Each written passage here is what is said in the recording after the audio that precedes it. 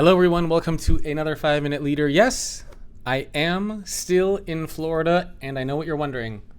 Does he still have that cup of coffee? Yes, I do.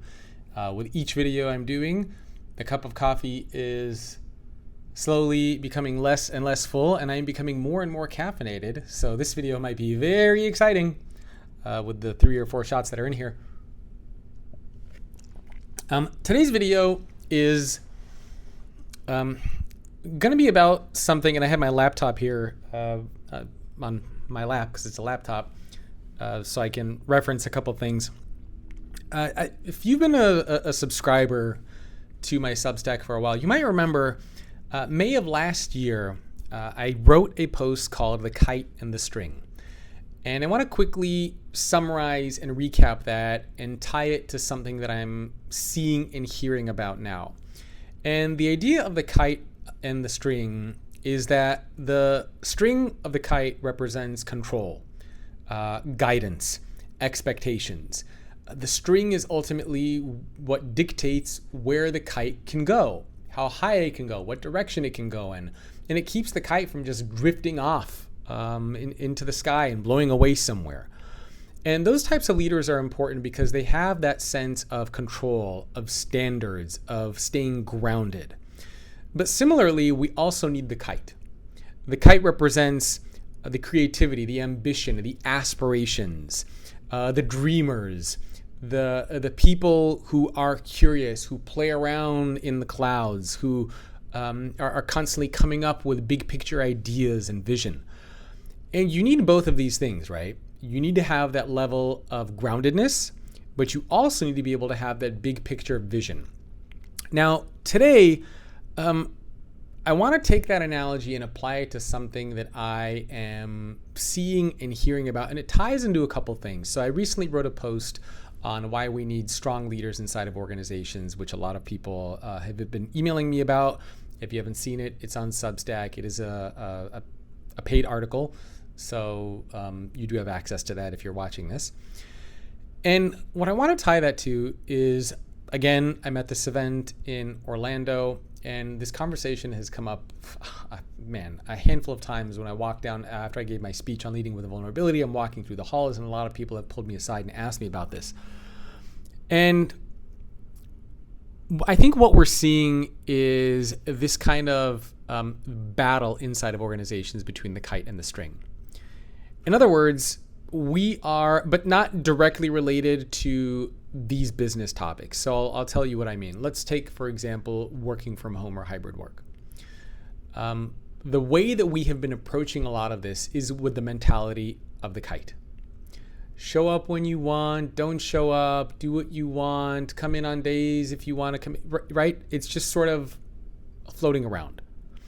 And a lot of leaders out there are trying to figure out, how do we get the string back? How do we get that string back? How do we get more control? How do we set clear guidelines and expectations? How do we rein things in, so to speak? And this is a huge topic of conversations for so many leaders out there. And a lot of people do not want to talk about this publicly. I have no problem talking about it. You might disagree. You can challenge me in the comments if you want. And so this analogy of the kite and the string, I think, is very relevant inside of organizations because we have created too much of a mentality of the kite over the past few years. During the pandemic, post-pandemic, too much of a kite, too much floating around, too much vision, too much go here, go there. It's just we forgot the string. We forgot the accountability. We forgot the responsibility. We forgot the execution.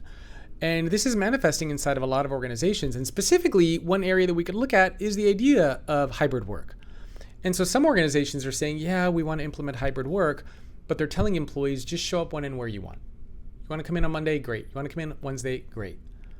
But the problem is, if you show up to work and none of your peers are there, none of your leaders are there, are you really going to want to show up to work again if the office is empty? No. So we need more of that kite. We need more of that control in a lot of different areas. And this is why I wrote this article on why we need strong leaders inside of organizations. Leaders who are not scared to speak up. Leaders who are not scared to say, come into the office, but here's why.